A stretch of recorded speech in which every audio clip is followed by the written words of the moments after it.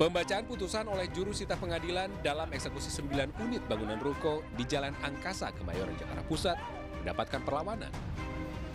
Massa yang diduga terafiliasi dengan penghuni ruko berupaya mengusir paksa petugas. Kericuhan pun tak terhindarkan.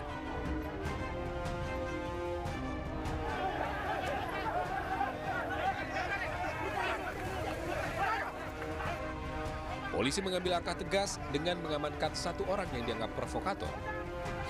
Namun kericuhan kembali terjadi saat massa berusaha menyelamatkan rekan mereka yang diamankan petugas.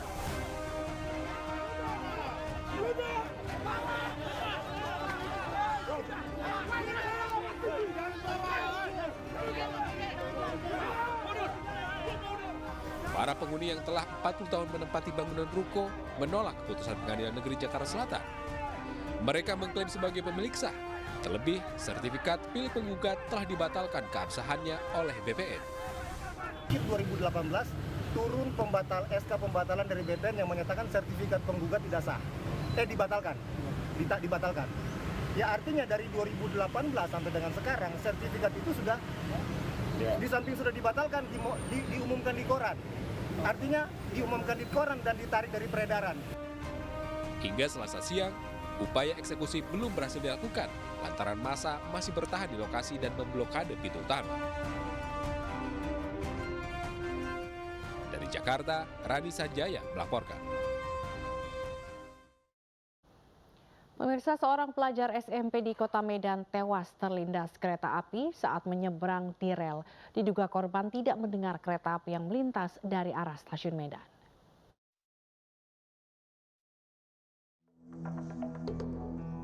Seorang pelajar SMP di Kota Medan, Sumatera Utara tewas tertabrak kereta api saat akan menyeberang perlintasan kereta tanpa palang pintu di Jalan Emas, Medan. Peristiwa ini terekam CCTV di sekitar lokasi. Dari rekaman CCTV terlihat korban Samuel yang diketahui usai pulang sekolah hendak melintas dan menyeberang rel kereta api.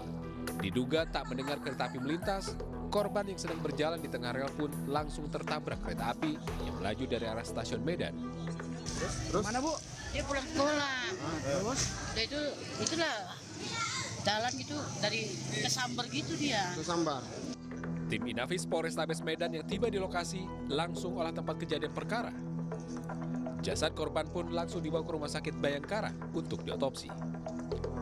Dari Medan, Sumatera Utara, Ahmad Ridwan Nasution melaporkan.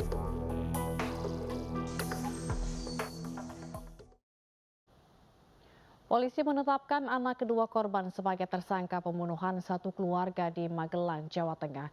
Motif pelaku membunuh ayah, ibu, dan kakaknya karena kesal harus menghidupi keluarganya.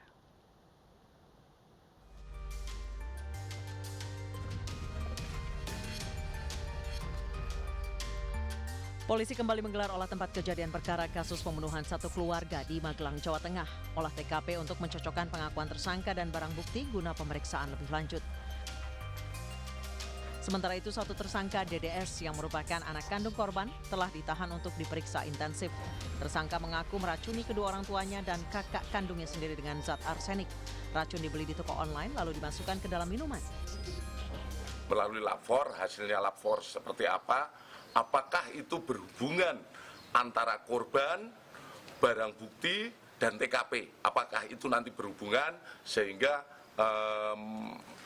penyidikan yang dilakukan secara saintifik bukan hanya sekedar pengakuan tersangka. Ya, kita khawatir kalau pengakuan tersangka saja nanti di pengadilan mengelak, itu akan menjadi kesulitan sendiri dalam mengambil keputusan hakim.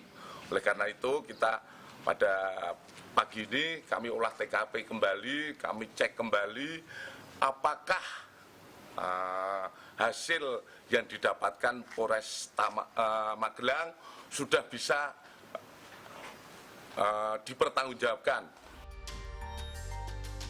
Juru bicara Partai Perindo Ike Suharjo menyebut kondisi mental yang terganggu membuat seseorang tidak bisa membedakan hal yang baik dan yang buruk, sehingga memungkinkan menghalalkan segala cara untuk mencapai keinginannya. Oleh karenanya penting menjaga kesehatan mental. Ada gangguan ya dalam individunya. Individunya di sini bilang mentalnya terganggu. Oke, kalau ini cacat secara fisik, tapi ini cacat secara mental. Dia tidak tahu mana yang baik, mana yang buruk. Dia tidak tahu mana yang salah, mana yang benar. Oke, jadi dia menganggap ya bagaimana menghalalkan segala cara gitu loh. Jadi kalau misalkan dia ingin membunuh ya membunuh, ingin mencuri ya mencuri.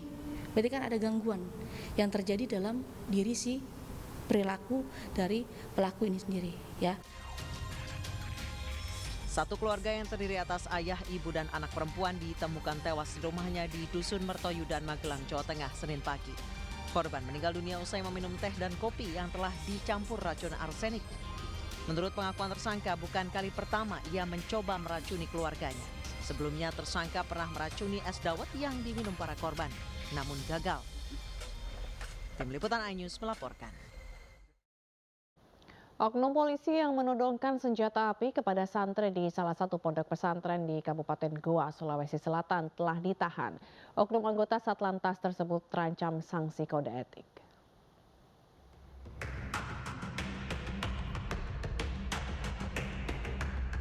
Dalam rekaman CCTV yang viral di media sosial, seorang oknum polisi berinisial Brigadir A mengancam dan menodongkan senjata ke sejumlah santri di sebuah pondok pesantren Tahfizul Quran Imam Al-Juhri di Kabupaten Goa, Sulawesi Selatan. Berdasarkan pemeriksaan, pelaku kesal dengan ulah pelemparan batu di kawasan perumahan yang ditinggalinya yang diduga dilakukan oleh sejumlah santri di pondok pesantren tersebut. Namun ternyata pelaku pelemparan batu itu adalah orang tidak dikenal. Anggota yang berinisial A ini yang berasal dari anggota Satlantas Polrestabes Makassar, yaitu melakukan tindakan yang mungkin melanggar kode etik.